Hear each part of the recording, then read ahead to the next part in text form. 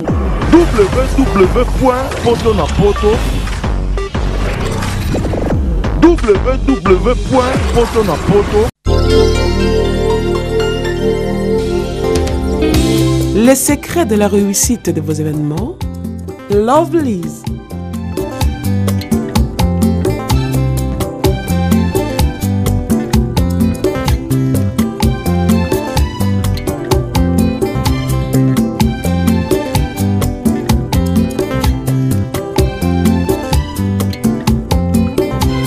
It's simple. Try and try again. Lovelyz.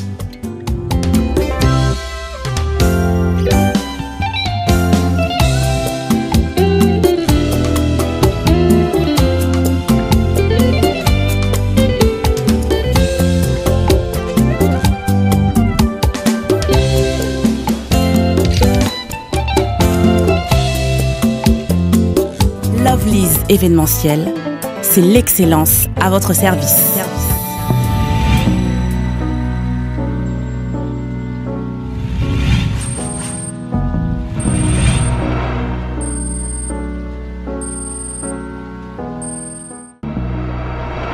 Merci de me retrouver partout dans le monde à travers www.potonapoto.com, le site des grands, le site des professionnels. Ensemble avec moi, votre humble serviteur, Prince Bakali, appelé autrement l'espoir de la presse internationale. Aujourd'hui, je reçois pour vous Francis Dibaya. Lui, on l'appelle autrement marketeur international.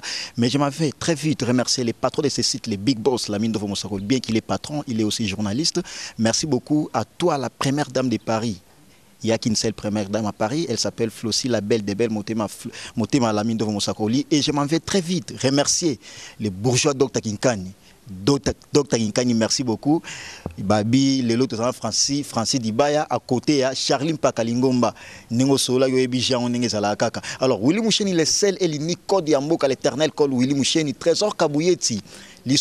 Merci beaucoup. À Tchoucha de Dijon, au-delà de la fortune, Moutabakar et Belé, Mitoukamine et Belé, merci beaucoup. Christopher Nanga de Suède, très dynamique. Merci beaucoup à toi, Kenny Mbumba, Arme Lourd. Et j'ai dédié cette émission à toi, Valérie Kachunga, la belle des belles, la magnifique, la spéciale, la bourgeoise. Merci beaucoup pour tout. Merci Valérie Kachunga. Alors, comme je l'ai dit tantôt, comme je vous avais promis, Gilles Makaya, les pacificateurs, les patrons des night clubs, les célèbres à Luanda. Merci beaucoup. Et sans plus tarder, Willy Kaem et Alto Nivelle. Francis Dibaya, bonsoir. Ouais, bonsoir. Prince Bakali, donc, et puis bonsoir, Nabato tout, Baotalabiso, donc bonjour, na Aerobotalanga, et puis bonsoir na Aerobozwanga, et donc, et puis na site Nabiso, Babi Poto na Poto, Babi site et Kangi Masolo, Natala que depuis Brazzaville, donc, boulot et collé vraiment Prince Bakali, donc, courage à toi, et puis na Pessi, Bambo Tenaye Moko, le prince de la rumba congolaise. Héritier Watanabe, la cause. Ouais, les princes de la rumba. Parce que le roi de la rumba, Azali, et puis les princes de Azali. Le roi de la rumba, Nani. Le roi de la rumba, il fait beaucoup, il vit à Dae. Et puis, ce que je hérité, je hérité Watanabe.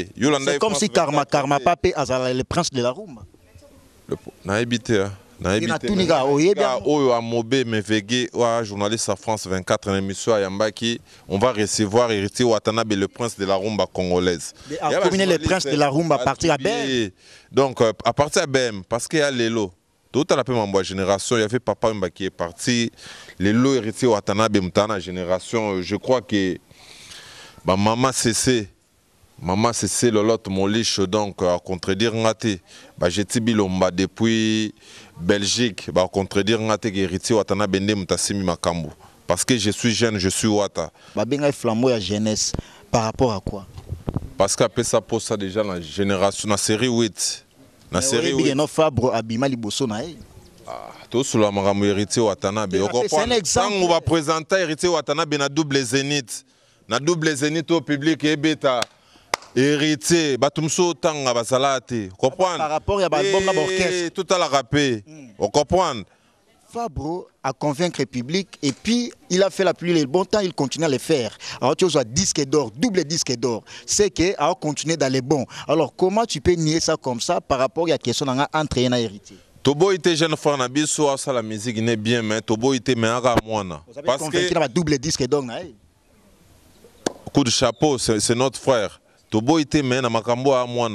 Parce que La makambo héritier watana basala ba double zénith. Vous comprenez? Vous confirmez série wana ba 2000 combien? Donc ba 2002. Il évolue à côté d'un grand artiste. Le mais qui a fait l'impact wana salango mutao kendo somba ranja sikana ba sache misenya salango. Bazate mutazako vivre déjà comme un leader. Vous comprenez? Au sein de la maison mère, on a déjà makambo ba leader musuku to basala orchestre bazako salate.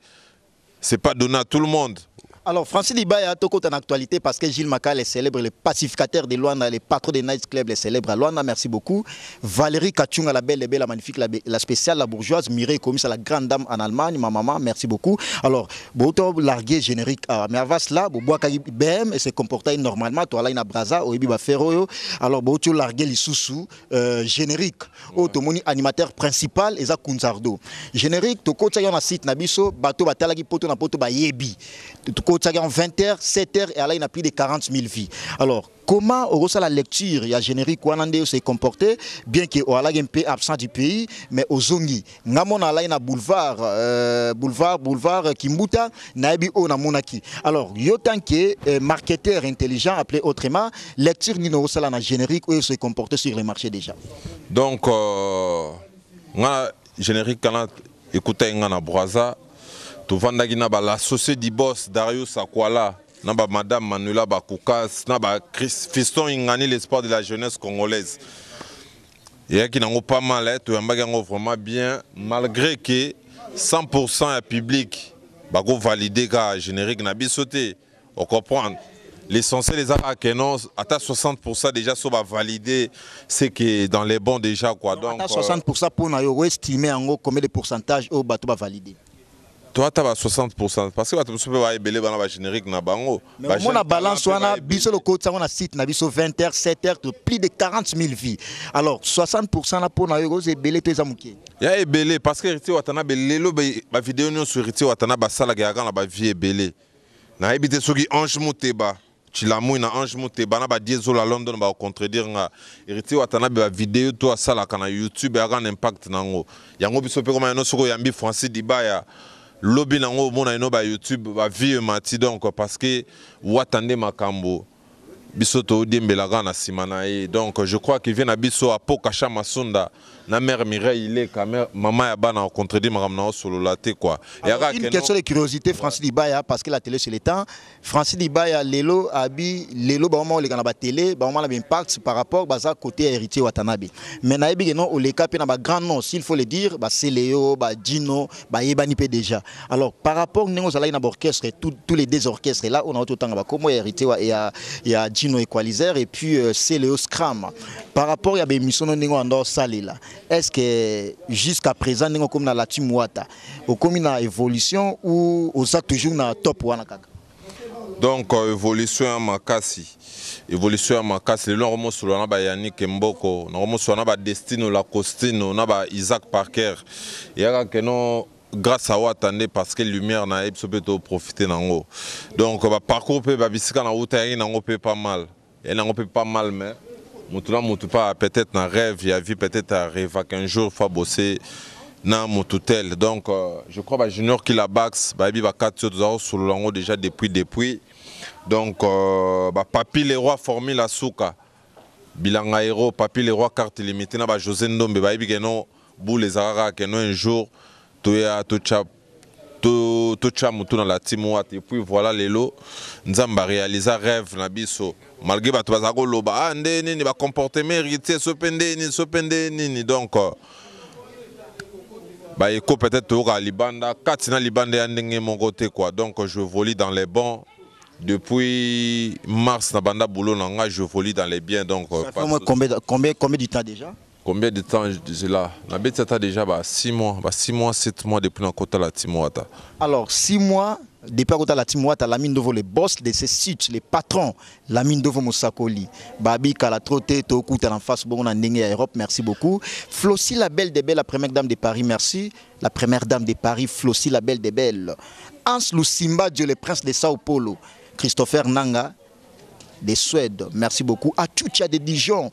Au-delà de la fortune, Willy Moucheni, le sel et l'unique code Yamboka. Valérie Kachunga, la belle des belles, la magnifique, la spéciale, la bourgeoise. Merci beaucoup. Alors, Francis Dibaya, sur le conception générique, Nabino Obochobwaka, Bobétia en stade, il y a football. Et dans mon participation, il y a comédien. Idéologie donc je peux dire ça, c'est pour la première fois Robin ça va comédien boé et puis bah tu vas vendre, c'est comme si spectacle ou concert inédit. Donc ba comédien ba comédien so ba frère na biso ba fan héritier watanabe tuzaki to ça na biso pe clip. Tout monde bango pe baya wana. Bayaki kaka balinga bangote to benga bangote bana bango binela gango ba pana ba pas de danse wana ba kota imana ligne. Ouais donc et ça là il bango bien. Donc je crois bande qu'on a pas comme moins visibilité au les dans ba Bible ba Trace Africa. Donc ça là bango bien puis na ba mettre pe bazaki wana ba pratiquer moi un peu biga clip. Donc deux fois tu vas aller matondo depuis loin dans les grands bijoutiers na ba Domai Kisukidi dans les là et ma bé de le Jaban on a ça va comédie wana. Donc ça là qui vraiment bien tout ça là qui on a stade ya Kabamba wana. Il y a 24 na commune 4 donc ça y a poto profite saluer aussi Nicolas Onyenzi. Donc ils a eu poto valoriser en haut. Je crois que Jacques Chiki a point d'interrogation na ba Gigi Raveto bazar au sepela ba juste baé catalé à bazar au sepela et puis ba clip to beti au pele qui on est allé parce que retirada et a dégâts. Donc rendez-vous Zaga dans 2 jours les 10 déjà. Tout coup on a déjà la bédition on a tout coup on a déjà la bédition tout somba retirada to yoka boulot la poule gasali parce que mon bezago c'est la biso l'album le plus attendu. Na ebsaki bango bobimsa bimsa na bino mais sur retrait de l'ingé bimamta bimisate na monima sa mo porte-parole mon boy abiono ba posi na 2017 wana nani wana orchestre ni natala comment te orchestre natala na TV abiote to bimisa suna nini te egomika na 2017 donc retira de ya mabe mutu to linga bimisa bomba disque zila 2017 parce que bato ba ozela biso ba yoka bino déjà. Mais le qu'on a parce que dans la salle émission na Piroger c'est une émission sans polémique mais nazo lobela o na yebi na salle émission na Piroger o ya maison mère Piroger a ba kala trotter bazo boaka 7 jours de la semaine et ça album ya Ranson ya musique maison mère. Alors Francis Dibaya s'est dit aujourd'hui rankiné ou soit a eu des problèmes avec les porte-parole qui est aussi son collègue du travail Piroger ya musique maison mère. C'est un problème en mon tout temps. On a un marketeur intelligent, donc nous avons un problème. On a plus concentré, il faut une idéologie, on a créé idéologie, il faut pas dossier corné là-bas, c'est là. Donc on a créé idéologie, il faut pas radicaux depuis Brazzaville. Donc les propos, ces propos n'engagent que lui, donc tout comme ça on débat. Il y a un problème, tu as bioté tant que porte-parole et puis les marketeurs intelligents. Parce que yo nem toyena komboana, ils ont idéologie à gréco, ils ont idéologie à marketing, na ndenge intelligence. Alors Piroger, Lelo Francis Dibaya, c'est une actualité. Regardez Francis Dibaya comme ça, c'est une actualité sans toutefois décortiquer ça. Mais Piroger a boyo abi aye bioté. Donc Rudy Boukana Braza a été important aux photos sur la sigo a retiré d'album au Batouba Ozela. Album au ba Sernanga Linachi Swaka ami parfumeur. Naba Madame Jolie Bongo Luxe Magasin à Brazzaville Baozela et a retiré. Donc jour J m'aidé actualité ça en wana donc et à tout temps on a aussi tout no abatouya tenga inspiration à plus na créer idéologie na Facebook. Dans le Solandais, il n'est pas retiré bah c'est là. Donc il importé ça, on a importé ça retiré d'un jour jumoédé. Awa totalité, na ben ça va retirer, na va retirer. Il y a qui n'est tout na bon na extrême na F Café GA. Bah junior qui la bax na ba Charline Pakalingo va créer un tekemo wana donc to kutana wana jeudi et puis na Luanda soirée ça moko chez Jules Makaya. Le célèbre club. Donc on a le célèbre club to kutana wana ba Roneli Mogao. Ba Jéréma Nouata tokutana wana na le célèbre club na ba Yolanda Kazandra ba Nene Maïnda tokutana vraiment wana to fêter disque na biso retira de ça la biso vrai bien quoi. Alors na la naï Sankara de Kunta a boy générique na mino carrément a boy bem abi ezan nzembo ya bana mike thème na yango vous avez fait que la monotonie wana Sankara de Kunta mambo na solango Hans Lusimba de le prince de Sao Paulo abi masolo o ba Christopher Nanga de Suède, Baebi Makamo, à Tchoucha de Dijon, au-delà de la fortune, très fort, Baebi Masolo. Message nous lancé par rapport à propos à Sankara de Kunta.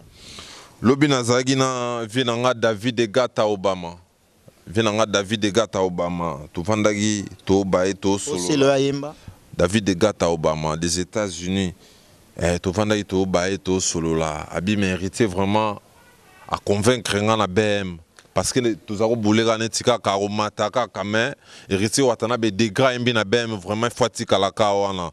Talaka batuni tiba David Gata Obama ba ebi singa bongo. Donc il faut dire ça na ebi de sona rolo basunini. Donc l'obeso ko to andimi. L'obeso abi BM ezatese. L'obeso ngolo kele suba problème parce que c'est une actualité l'obeso lelo na maison mère a suspendu et puis ba rumeur ba soupçon ezaki non oya chez la team Wata. Kotanga comment l'obeso facilement ba animateur ba zebele et puis ba ministère à maison mère ba zebele mais otangi comment l'obeso c'est comme ça peut complice ebi mamango ki oya chez bino yango no monti mai facilement. Donc Makambo na solo là, ba Julien Nsana les producteurs de la diaspora. Les plus beaux de tous les producteurs de la diaspora, les patrons de tous les producteurs Julien Nsana. Bon. Na ba Papingwe mon vieux na ba chef trésor Moulamba de Vilsco. Ba Makambo na solo là, l'obeso ta bisinga Francis Diba okina bango musika te. L'obeso c'est notre frère. Ah frère Nabiso. Ils ont travaillé na bureau à la team et puis marketeur. C'est comme si au mot coutana l'obeso, au mot zana l'obeso pourtant l'obeso date suspendu. L'obeso a moutounet moutoutou à Solana héritier une fois malage congolaise à Sepela à Solana ba Serge Manzambe à Solana ba Papi Seke. Mais non qu'est-ce que bino simbaraté bi maison mais na bino Nabiso, ah jeune fois na biso talagi misomo ba saina pa tu RFI. À Sitagi Kombo héritier watana ba bino héritier watana be sava ndima. Parce que Zoya.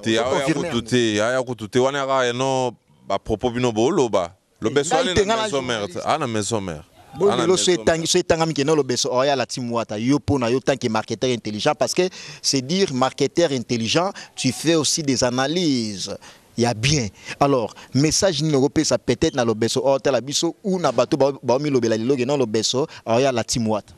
Donc pour nanga jeune fois na biso l'obeso viens à biso mabele lycée ate no quoi na inspiration moni inspiration ça yoka to gete sur la Prince Bakali au moni inspiration moi na maza nango soki a monter ka borna e a mo betaka le style ya ba style ya betaka wana le style en exclusivité au PC conseil conseil nanga les marketeurs intelligents o na mona o e no kwa sala nango l'art parce que to bi vie boké tu premier nginda na rumba te de l'obeso to ebi no yoka na webisa yo no lobiana non asa l'orchestre na concert au PC ngwana so ki orchestre monsieur simate hein obi po nanga il est temps que nous remonter pelo on est mo moniata nega ba style ki mongo wana c'est du folklore lelo to mo na ba nigérien ba obeta ba style ba ya ba folklore na bango ba musique ba Davido ba mo beta lelo ba Wizkid ba style ba obeta ba folklore na Nigeria.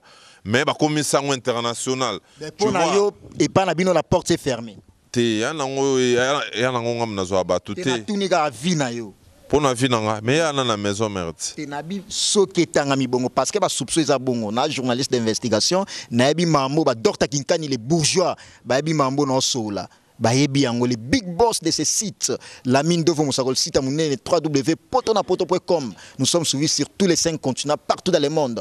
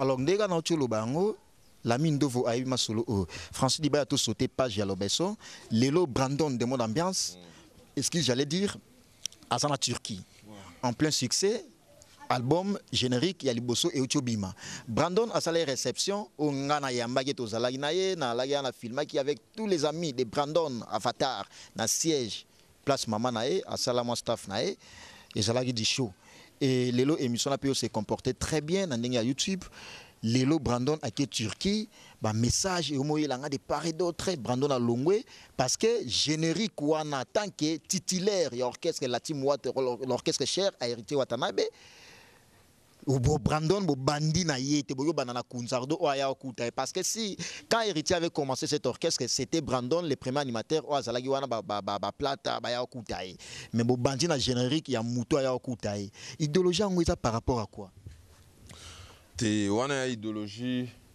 ba tu vas créer polémique pour rien comprendre Brandon a kene moi tourne na Turquie na ngora pour na générique wana te je crois générique wana e bimi écoute déjà Brandon na Turquie je crois que Tessi Bouk Bukasa depuis Brazzaville ba mamna au solo là générique wana izaka que non producteur de mtazagi opona za sala choix c'est pas hérité Watanabe mta trier on comprend donc il y a rien sur ça Brandon a bel et bien dans la team Wata c'est la famille à quel mois tourne à Turquie aux zones idéologie wana ya banana Kunzardo tandis que Brandon a titulaire ya animateur idéologie ni wana banana générique Kunzardo boaki non Kunzardo aza animateur principal dans générique Otiobima et puis apparition na ye a monani pe na clip mais Brandon voit kaka tia mo ba voix ndenge zalaka mais a monanité donc ba boss mokuna na générique kanezaka que non Kunzardo Ndemutu peut-être abimnet animateur phare donc bango to babwaki plata pa bwaki longine monani wana te ba générique ezali zaka moko de ton 4 générique on a nini kasi obi on a nini je crois ça qui empêché jour à tournage Brandon ouais je crois ça qui empêché jour à tournage et par naé aux autres confirmé ango aza toujours bel et bien dans l'orchestre à la team Wata on est bel et bien dans la team Wata donc ba toi ça na bango posé parce que Jean-Marie Ntimbi depuis les États-Unis patuna kingango Josmine Tsa na Benoît Tsa na Liège patuna kingango donc Brandon a ça bel et bien dans la team Wata juste à kinga mois tour ne pe na mois tour à Brazza ma ça dadi moula abeta mois tour Angola yaki trop de Brazzaville ya wana mono ba problème na piroger donc Brazzaville na kina piroger bien talakisa boulot ngam talakisa nga boulot ate on comprendre mutalaki sanga boulot atenga mona soda na ndenge na ngai na bunda et puis lelo Francis Diba na idéologie parce que quand on a Gréco ba toi le kana Gréco le pe ba problème parce que Gréco to yebi ba idéologiste mais ça ba Sankara ba et tant d'autres mais yo c'est comme ça comment vraiment vrai combat quoi là opposant ya Gréco ou comment critiquer au moins trop ou ils sont dans idéologie marketing intelligente alors par rapport à tout ça au moins non au créer ba polémique moi na ba massa na ba Sankara o baza ba ene du boulot donc Dossi Cornelia la Wati close hein Dossi Cornelia donc Gréco est anti-Valère ba do Mike Kisukidi ba bi makamna solo la ba ser na dora kadima Gréco est anti-Valère jamais toko tolérer mamba bongo yango moni la musique intelligente et la musique intelligente et marketeur intelligent et to bimina idéologie étant que moi na ISC accroché accroché l'homme tout à roman moi Facebook avant les émissions suivez-moi on a précisé be batumsu peut-être ba kansa olobela ngoka comme un simple slogan mais autant ngeli yango za moi na ISC aso singa na moi na ISC donc je crois que Apocalypse B la dégâts matériels le millionnaire Apocalypse B là na ba DG avec Chris Bomba nga kenda yesi yango na ngana me mape un plus to longola na mambo ba Gréco on a parce que Gréco to bona ki domina ki trop donc musique za tambola soubienté yango lelo to ina marketing intelligente ben mais auto beta 1 million de vues na 3 mois et nyonga ba rumba na YouTube une semaine déjà une semaine ça 50 000 vues il y a marketing intelligente alors la télé c'est le temps Juliana Wumba na kata Suisse merci beaucoup Juliana Wumba Paola London, la bourgeoise, merci beaucoup. Dr Kinkani, les capables, merci mon vieux. La mine d'eau, les patrons de ces sites, Willy Mouchen, les sel et l'unique code Yamboka, Trésor Kabouye Tili Somokondi, à Tchoucha de Dijon, au-delà de la fortune, très fort, à Tchoucha de Dijon, merci. Valérie Kachunga, la belle des belles, magnifique, parce que c'est une émission dédiée à cette grande dame. Valérie Kachunga, merci beaucoup. Mireille et Komissa, Allemand tombé. Moi, ça va vivre dans ma critère bien. Francis Dibaya, dernier message, na bato bazo chance à hôtel abisso parce que Juliana Wumba, nandenge à Belgique, ba hôtel ayo, moi ça répond à ma norme, mais ça ni européen ça et puis préparatif et à retirada et ça nini parce que d'ici là ils obima déjà dans quelques jours. Donc message ça que non nengo ko tozana ba Charline Pakalingo na ba junior qui la bax to match déjà banderole dès ce soir déjà. Donc bana Luanda babi beaucoup tana chez Jules Makaya wana soirée za moko le 10 na Luanda biso wana kinto kozala na extra moana et puis les États-Unis ba cambelisation kits complet na ba fiche wanga na ba papa Zuzu ba boule mo eloko mo kuna yango na recommander ba Christian Diavita Côte d'Or Christian Diavita boke bo somba retirada vraiment au sala biso bien botin de la ba photo na publier na page ndenge zala nango kaka kwa bozo retirada yango na bo consommer yango parce que la musique intelligente est donc mingi vraiment nazaki nango ya ko pesa programme yango wana lelo le 8 déjà conférence de presse ya déjà na Paris conférence de presse za wana point de presse na moi dîner mo zala wana et puis la Pulga sauf imprévu à Rosala les 13 déjà quoi. Quant à moi na PC Bambote na Samuel Wendy ya Mama Brenda babi moi na poto ya Tonga Samuel Wendy depuis l'Australie na Bosanité Olga Nzanza Simon Teka Alava Claudel la merveille depuis le Canada Dini Jika Patamonvier Dostal Chikanda ya Mama Beline dans la Bossanioté Jules Ntsana les meilleurs producteurs de la diaspora. Il est le plus beau de tous les producteurs de la diaspora, le patron de tous les producteurs, il est beau, il est patron. Jules Ntsana, merci beaucoup. Donc on a Brazzaville, on a remercié Bana Brazzaville, ne Bayamba Kingakuna, Marcel Bolanga, Hervé Mouyabi, Didier Kalema à London, Didier Kalema à la PC Bambote, na moni bongo Jacques Mokwa, mon frère Jacques Mokwa, na Bossanité, Fanny Mwambo depuis le Canada, na PC Bambote, Pasteur Jérémy Diba, na maman Marie-France depuis le Canada, na PC Bambote. Donc on a des annoncés mission. Donc on a remercié Sœur Nabiso Jetou Kouzala. Na Sœur Nabiso Bijou Kouzala pour na espace Kitoko. Na moni bongo le Merci beaucoup. Là, c'était pour vous, les marketeurs intelligents. Francis Dibaya, qui évolue bel et bien au sein de l'orchestre relativement à l'orchestre cher, à Hérité Watanabe. Alors, l'album Retirada va sortir dans quelques jours, pour 7 jours. L'album va sortir, l'album sera sur les marchés et je vais vous faire découvrir Foulia Batou Baozalawana et puis message n'a passé toujours dans les mêmes sites www.potonapoto.com. Merci à toi l'ami nouveau Moussako, les patrons de ces sites Motemaya Flossi la belle des belles, la première dame de Paris, merci beaucoup. Mama Véro mère doublée Motemaya bienvenue à Botela Ebana Mapassa à comme père doublé. Mama Véro mère doublée. Merci beaucoup à toi l'ami nouveau Moussakoli. Merci à Valérie Kachunga, merci à Mireille Komissa, Juliana Wumba de Suisse. Merci beaucoup. Paola London. Merci beaucoup. Kenny Moumba Armelour, contrôler terrain. Kenny Moumba Armelour, Nanenga idéologie. Merci beaucoup. Nicolas, on est les plus aimables. Alors, retrouvez-moi au prochain numéro avec le même plaisir sur le même site www.potonapoto.com. Merci beaucoup. À la prochaine. Au revoir. www.potonapoto